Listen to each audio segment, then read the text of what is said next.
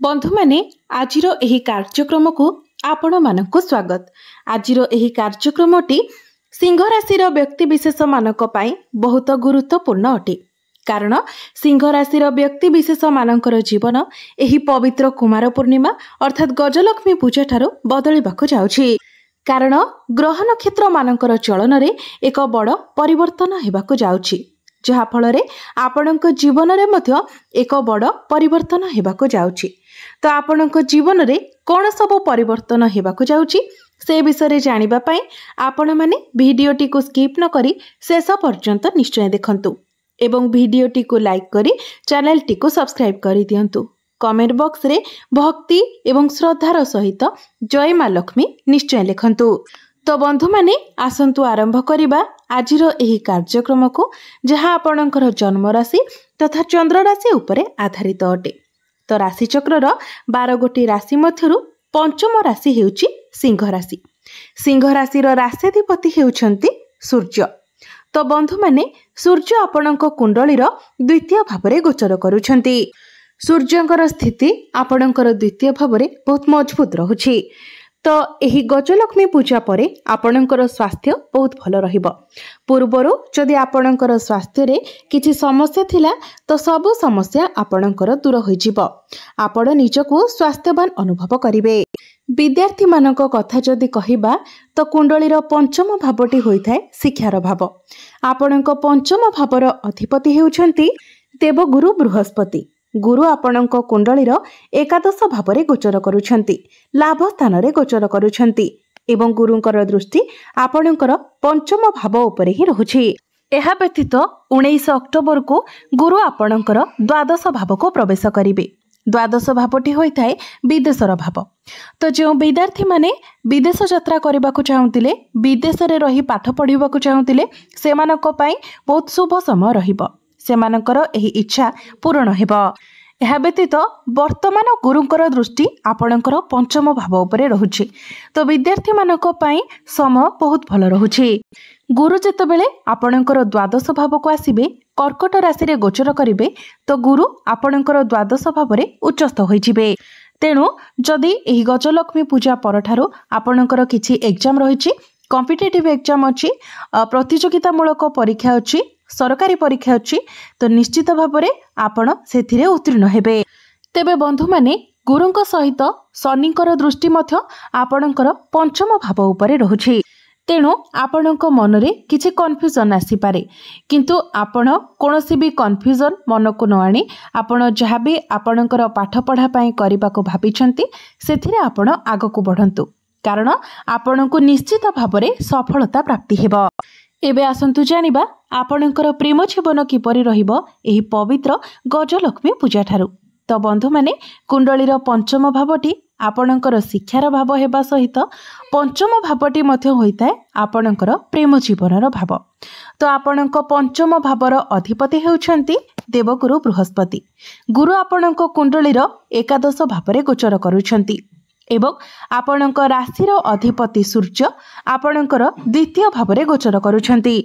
एहा व्यतीत 19 अक्टोबर को गुरु जेतेबेले आपणकर द्वादश भावरे प्रवेश करिवे, तो आपणक पई आपणकर पार्टनरकर किछि लाभ होई पारे। तांको तरफरु मध्य आपणको किछि लाभ मिली पारे। आपण आपणकर पार्टनरक ठारू किछि शिखिबाको पाई पारंती। आपणक मध्यरे अंडरस्टैंडिंग बहुत भल रहिबो। से आपणको एपरि किछि एडवाइस देई पारंती जहा आपणक फ्यूचर पई बहुत काम रे आसीबो। आपणक मध्यरे कनेक्शन बहुत स्ट्रांग रहिबो। कारण गुरु आपणकर द्वादश भावरे उच्चस्थ हेबाकू जाउछंती। एहा व्यतीत जदि आपण कोनोसी रिलेशनशिप रे नहांती, तो खूब शीघ्र आपणकर कोनोसी नूतन प्रेम संपर्क गढ़ी उठी पारे, किंबा आपणकर कोनोसी भल बंधु मध्य सृष्टि होई पारंती। खास करी आपणकर कर्म क्षेत्र रे कोनोसी रिलेशनशिप बनिबार जोग बनुछि। तो मोटामोटी भावरे कहिबाकू गले एही गजलक्ष्मी पूजा परठारू आपणकर प्रेम जीवन पई शुभ समय आरंभ हेबाकू जाउछि। तेबे आपणको केवल गोटे जिनिस उपरे ध्यान रखिबार अछि जे शनिकर दृष्टि आपणकर द्वितीय भाव उपरे रहुछि। द्वितीय भावटी होइथाय बाणीर भाव। तो शनिकर दृष्टि जेहेतु द्वितीय भाव उपरे रहुछि तो आपणकर बाणी रे टिके रुक्षता आसी पारे। तो आपणको आपणकर बाणी उपरे ध्यान देबार अछि। रोकठोक काहाकू किछि कहंतु नाही, विशेष करी आपणकर प्रेम जीवन रे आपण स्ट्रेट फॉरवर्ड होई किछि कहंतु नाही, नचेत आपणकर प्रेम जीवन रे समस्या देखा देई पारे। एबे आसंतु जानिबा आपणकर वैवाहिक जीवन किपरि रहिबो एही पवित्र गजलक्ष्मी पूजा परठारु। तो बंधु माने कुंडलीर सप्तम भावटी होइथाय आपणकर वैवाहिक जीवनर भाव, आपणकर जीवन साथीर भाव। आपणकर सप्तम भावरे गोचर करूछंती राहु एवं आपणकर सप्तम भावर अधिपति शनि आपणक कुंडलीर अष्टम भावरे गोचर करूछंती। अष्टम भावटी को कुंडली रे भलो बोली माना जाय न थाए, याकु त्रिक भाव कहा जाय थाए। तो शनिकर स्थिति खराब रहुछि, आपणक सप्तम भावरे पापी ग्रह अर्थात राहु विराजमान अछंती। तो उभय दिगरु देखिले आपणको आपणकर वैवाहिक जीवन प्रति अधिक सतर्क रहिबार अछि। विशेष करी दुईटी दिग प्रति आपणको सतर्क रहिबार अछि। प्रथमतः आपणकर वैवाहिक जीवन रे समस्या आसी पारे, आपणक मध्यरे वैचारिक मतभेद देखा देई पारे, मिसअंडरस्टैंडिंग मिसकम्युनिकेशन होई पारे। छोट छोट कथा को लेकि आपणक मध्यरे भूल बुझामणा देखा देई पारे। छोट छोट कथा को लेकि आपणक मध्यरे कଳି झगड़ा होई पारे, नचेत आपणकर जीवन साथींकर स्वास्थ्य रे किछिटा समस्या देखा देई पारे। तांकर इम्यूनिटी सिस्टम टिके डाउन होई पारे। ठंडा काश ज्वर एलर्जी इन्फेक्शन भली किछिटा समस्या देखा देई पारे। तो एई सब प्रति आपणको टिके ध्यान रखिबार अछि। जे पर्यंत शनि आपणकर अष्टम भावरे एवं राहु आपणकर सप्तम भावरे गोचर करिवे से पर्यंत आपणको आपणकर वैवाहिक जीवन उपरे अधिक ध्यान रखिबार अछि। तेबे एथिपाई प्रतिकार आपण निश्चित भावरे करंतु। प्रतिकार गुड़िक आमे वीडियो शेषरे जानिबा। एबे आसंतु जानिबा सबुठारु गुरुत्वपूर्ण विषय वस्तु आपणकर भाग्य क्यारियर एवं व्यापार वाणिज्यर स्थिति किपरि रहिबो एही पवित्र गजलक्ष्मी पूजा परठारु। तो बंधु माने कुंडलीर नवम भावटी होइथाय आपणकर भाग्यर भाव। आपणकर नवम भावर अधिपति हेउछंती मंगल। मंगल आपणकर कुंडलीर तृतीय भावरे गोचर करूछंती।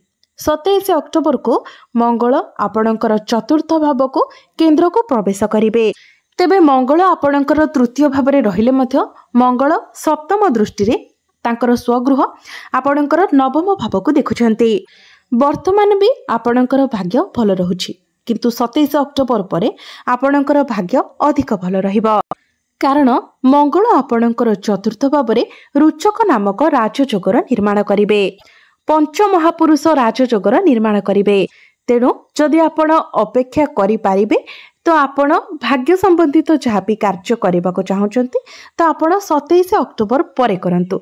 27 अक्टोबर परे आपण को अधिक सफलता प्राप्ति हेबो। अल्प परिश्रम रे आपण अधिक सफलता हासिल करि पारिबे। जो भी कार्य रे आपण हाथ देबे निश्चित भाव में सेथिरे आपण सफल हेबे।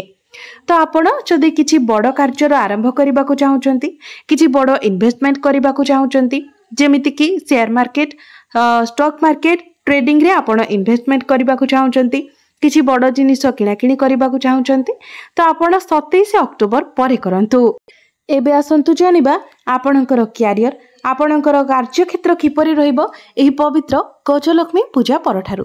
तो बंधु माने कुंडलीर दशम भावटी होइथाय आपणकर क्यारियर भाव कार्यक्षेत्रर भाव। आपणकर दशम भावर अधिपति हेउछंती शुक्र। शुक्र आपणक कुंडलीर प्रथम भावरे गोचर करूछंती एवं 9 अक्टोबर परठारु अर्थात गजलक्ष्मी पूजा परठारु आपणकर द्वितीय भावरे गोचर करिवे। द्वितीय भावटी होइथाय बाणीर भाव। जेतेबेले शुक्र आपणकर द्वितीय भावरे प्रवेश करिवे तो आपणकर बाणी रे एक अट्रैक्शन आसीबो। आपण निजर बाणी द्वारा अनेक लोकों को आकर्षित करि पारिबे। आपण आपणकर बाणी द्वारा ही अनेक कार्य हासिल करि पारिबे। आपणकर कम्युनिकेशन स्किल बहुत भल रहिबो। शुक्र आपणकर द्वितीय भावरे अर्थात धन भावरे गोचर करिवे तो आपणकर फाइनेंशियल ग्रोथ हेबो। आपणकर दरमारे वृद्धि होई पारे। आपणकर चाकरी क्षेत्र रे प्रमोशन मध्य होई पारे एवं जदि आपणक निकट रे चाकरी नाही तो आपणको चाकरी मिलिबार मध्य बहुत अधिक संभावना रहुछि। तेणु आपण निज तरफरु चेष्टा जारी रखंतु। आपण हार्डवर्क ठारू अधिक स्मार्टवर्क करने को पसंद करेंगे। बिजनेस कथा जदि कहबा तो यही गजलक्ष्मी पूजा परठारु बिजनेस आपणकर एवरेज रहिबो।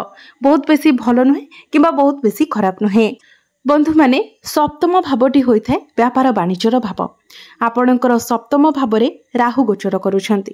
तेणु आपण जे क्षेत्र रे काम करूछंती जेउठी आपणकर जहाँ भी बिजनेस रही सेठी आपण लोक मानक सहित जेते पारिबे पोलाइट रुहंतु, नचेत आपण ही समस्या रे पड़ी पारंती। तो बंधु माने एबे आसंतु जानिबा किछि प्रतिकार विषय जो प्रतिकार गुड़िक करबा द्वारा जहाँ सब अशुभत्व रहुछि से गुड़िक खंडन होइजिबो एवं आपणको अधिक मात्रा रे शुभ फल प्राप्ति होई पारिबो। तो बंधु माने आपण प्रथमे राहुंकर प्रतिकार करबा उचित। सेथिपाई आपण प्रत्येक दिन पक्षी मानकु दाना एवं पानी दियंतु। बुला कुकुरंको मध्य आपण खाइबाको पीबाको दियंतु। आपण माछ मानकु मध्य दाना खाइबाको दियंतु। एहा सहित शनिकर स्थिति मध्य खराब रहुछि। तेणु आपण शनिकर प्रतिकार स्वरूप प्रत्येक दिन शनिकर बीज मंत्र 108 थर जप करंतु। किंबा आपण प्रत्येक शनिवार दिन किछि कला वस्तु दान करंतु, जेमिति कि कला रंगर छता, कला रंगर जोता, कला रंगर वस्त्र, बिरी डाली इत्यादि आपण शनिवार दिन दान करंतु। प्रत्येक दिन आपण सूर्यंकर बीज मंत्र 108 थर जप करंतु। प्रत्येक दिन आदित्य हृदय स्तोत्रर पाठ करंतु। एहा सहित प्रत्येक दिन आपण उदित सूर्य को तंबा पात्र रे जलार्घ्य अर्पण करंतु। निश्चित भाव में जहाँ सब अशुभत्व रहुछि से गुड़िक खंडन होइजिबो एवं आपण को अधिक मात्रा रे शुभ फल प्राप्ति हेबो। तो बंधु माने आपणकर जीवन मंगलमय हेउ, एहा ही ईश्वरंक निकट रे मोर प्रार्थना। धन्यवाद।